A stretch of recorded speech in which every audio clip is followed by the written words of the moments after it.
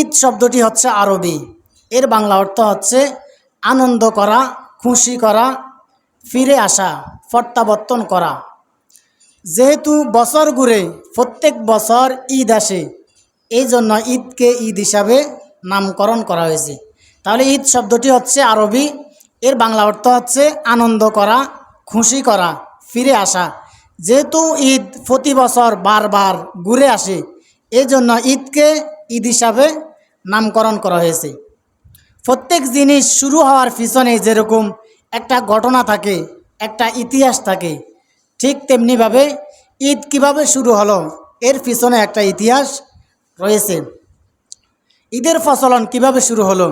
আবু দাউদের বর্ণনায় হাদিস এসেছে, হজরত আনাস বিন মালিক রাদিয়াল্লাহু তাআলা আনহু হাদিসটি বর্ণনা করেছেন। তিনি বললেন, বিশ্বনবী মুহাম্মদুর রাসূলুল্লাহ সাল্লাল্লাহু আলাইহি ওয়াসাল্লাম যখন মক্কা থেকে হিজরত করে মদিনায় আসলেন, মদিনায় যাওয়ার পর বিশ্বনবী সাল্লাল্লাহু আলাইহি ওয়াসাল্লাম দেখলেন মদিনার লোকেরা বছরে 2 দিন আনন্দ উৎসব করে। রাসূল সাল্লাল্লাহু আলাইহি ওয়াসাল্লাম তখন ওই লোকদেরকে জিজ্ঞাসা করলেন, মা হাযা নাল ইয়াউমান, তোমরা কেন এই 2 দিনে আনন্দ উৎসব করো? বছরে তো এই 2 দিন ব্যতীত আরও অনেক দিন আছে, ওই দিনগুলোতে তোমরা আনন্দ উৎসব করো না, এই 2 দিন কেন তোমরা আনন্দ উৎসব করো?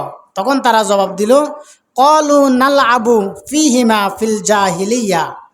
তারা জবাব দিল, জাহিলি যুগে, ইসলামের পূর্ব যুগে এই 2টি দিনে তারা আনন্দ উৎসব করত, এই জন্য আমরাও এই 2টি দিনে আনন্দ উৎসব করি। অর্থাৎ তারা বলতে লাগলো, আমাদের পূর্বপুরুষ যারা দুনিয়াতে এসেছিল তারাও এই 2টি দিনে আনন্দ উৎসব করত, এই জন্য আমরাও তাদের দেখা দেখা আমরা এই 2 দিন আনন্দ উৎসব করি। বিশ্বনবী সাল্লাল্লাহু আলাইহি ওয়াসাল্লাম বললেন, ইন্নাল্লাহা কদ আফদলাকুম বিহিমা খায়রাম মিনহুমা। নবীজি বললেন, ও লোকেরা, আমি যদি তোমাদেরকে এই 2টি দিনের পরিবর্তে আরও সর্বোত্তম 2টি দিন তোমাদেরকে বলে দিই, তোমাদের জন্য আল্লাহ তাআলা এই 2টি দিনের পরিবর্তে আরও সর্বোত্তম 2টি দিন রেখেছেন। তার মধ্যে একটি দিন হচ্ছে ইয়াউমাল আদহা, কুরবানির ঈদের দিন, আর আরেকটি হচ্ছে ইয়াউমাল ফিত্রি, ঈদুল ফিতরের দিন। সুবহানাল্লাহ।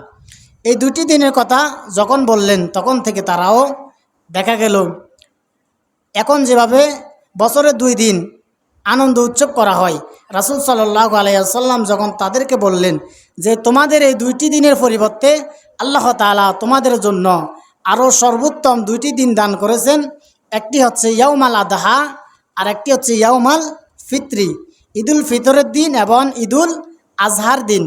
এই 2টি দিনের কথা যখন বললেন, সেখান থেকে তারা এই 2টি দিন পালন করা শুরু করলো।